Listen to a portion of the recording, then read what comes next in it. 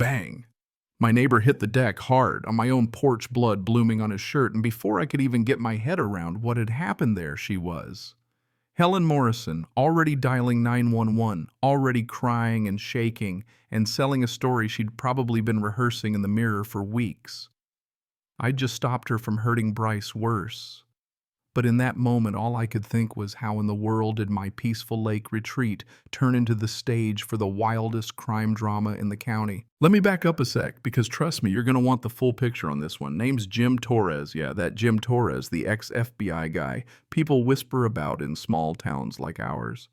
All I wanted was a quiet life out at the cabin. My dad left me 5 acres of heaven sitting on federal land tucked up against a glassy blue lake.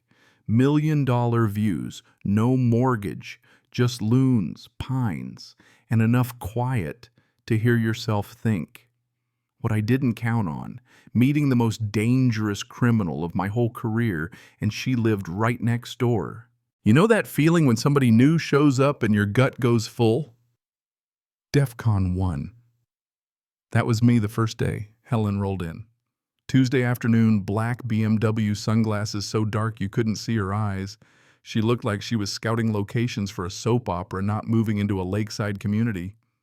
She stomped up my porch without knocking, flashed a binder labeled "Violations" in angry red letters, and before I'd even offered her coffee, she went in. "This property doesn't belong here. Not in this community. Not with your demographic." Yeah, that happened. I stood there too stunned to say anything smart while she rattled off made-up infractions, grass too high, wrong mailbox, wrong guests. And then like a snake uncoiling, she hit me with, "There are buyers interested in your land. You should consider selling before things get complicated." The way she said complicated, you'd think she was about to order a hit, not host a block party. I told her, "Not for sale, Helen. Never will be." Her smile dropped, replaced by a look colder than January in Minnesota. "Everything has a price," she hissed. "I've interviewed cartel bosses friendlier than this woman." Now, I knew from the jump this wasn't just HOA drama, it was a shakedown, pure and simple. But things went nuclear when Bryce showed up. Bryce Nakamura Marine. Vet, the kind of friend you trust with your life, pulling in with a toolbox and a six-pack just like any Saturday. Helen's gaze landed on him, and suddenly she was all questions. How long was he staying? What did he do for work? How often did he visit? I could see her gears turning, sizing him up as her next lever. After she left, Bryce asked, "You want me to come back another weekend?" I said no, but inside I started prepping for a war. I did my homework that night, pulling up everything public about Helen Morrison. Turns out she'd been HOA president for 5 years, owned more houses than the bank, and every time a neighbor broke the rules, they ended up selling cheap to her. 3 families in 2 years. This was a hostile takeover, not a community association. Next morning, Helen dropped off a folder full of photos, success stories. She called them families she'd forced out with complaints, fines, and concerns. She paused on the last one. Military men can be unpredictable. The community's worried. There it was, the threat. I'd seen it before, only this time the crime scene was my front yard. That afternoon, the cops showed up. We got a call about a suspicious military-age male taking pictures. Bryce, holding his phone, showed them photos he'd taken for his sister back home, sunrise over the lake, nothing else. The officers were polite, but you could tell they'd been called out before. Helen had friends on the force, and she was playing them like a cheap violin. By Tuesday, she'd escalated to full-on evidence tampering, breaking into her own shed and planting Bryce's coffee cup on the workbench, calling the cops to report a burglary. I told the officers I was with him all morning. They shrugged, took statements, but you could see how Helen was setting the stage, stacking up incidents for a bigger play. That's when I knew she wasn't just trying to scare us off, she was building a case for self-defense. That night I doubled down, set up more cameras, called old bureau buddies, and told Bryce to stay put. "Running only gives her the narrative she wants," I said, and I meant it. What Helen didn't know was every move she made I was recording. Thursday I caught her trailing Bryce to the diner, photographing his truck, timing our comings and goings. She was a stalker with a cause, and the cause was stealing my land. But the big twist. My FBI friend Amanda Carter dropped me a line after I flagged Helen's activities in a federal database. "Jim, if you need backup, you say the word." I said, "Keep your phone on." Friday, I marched right into Helen's house and laid out everything: financial records, complaint histories, surveillance photos. 8 families, $3 million in profit. "This isn't neighborhood improvement, Helen. It's racketeering." She laughed, voice trembling, and said, "You can't prove anything." But the color had drained from her face, and for the first time I saw fear. Saturday night I barely slept. I could feel it in my bones. Helen was going to do something desperate.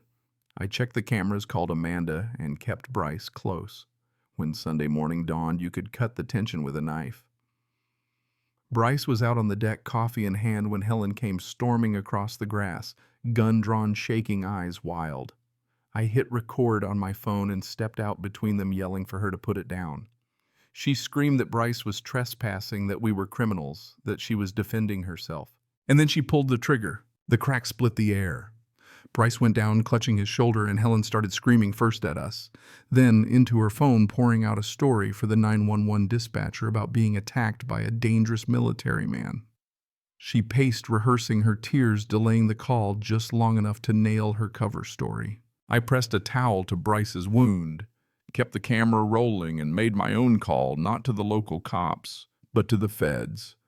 Shooting on federal property, armed suspects still on scene. The difference in response was night and day: sirens, helicopters, unmarked cars. Amanda Carter herself stepped onto my porch 15 minutes later, flanked by agents and medics. Helen tried her victim routine, but Amanda just held up my phone and said, "Ma'am, you're under arrest for assault with a deadly weapon on federal property." The fallout was instant. Media vans swarmed, the street neighbors broke their silence, and the evidence piled up: video recordings, years of complaints, fake violations, and witness after witness telling how Helen had bullied, harassed, and destroyed families for profit. Even her expensive lawyers bailed when they saw the mountain of evidence. Bryce pulled through scars on his shoulder, sure, but even deeper ones inside. He used the spotlight to advocate for other victims of HOA abuse, raised thousands for charity, and wrote a book about the whole ordeal. The neighborhood elected new leadership, property values soared, and for the first time in years, people felt safe grilling burgers and waving at each other from across the fence. Helen. She lost everything: homes, money, reputation, freedom. Federal agents auctioned off her assets, her mugshot went viral, and her sentencing hearing drew crowds like it was the Super Bowl. Judge Williams gave her life without parole, plus 30 years maximum security, orange jumpsuit, no hope of getting out. The wildest part, she never really understood why. Even in court, she called herself a protector, a pillar of the community. But her victims, the Morgans, the Johnsons, the Williams family, they stood up and told the world what really happened. And for once, the good guys won. So yeah, that's how my peaceful retirement turned into a Netflix-worthy saga, and why you never ever mess with a federal agent's land or his friends. But hey, tell me, what's the craziest neighbor drama you've ever witnessed? Was justice served, or did the villain walk away? Drop your story in the comments. Around here, we know one thing for sure.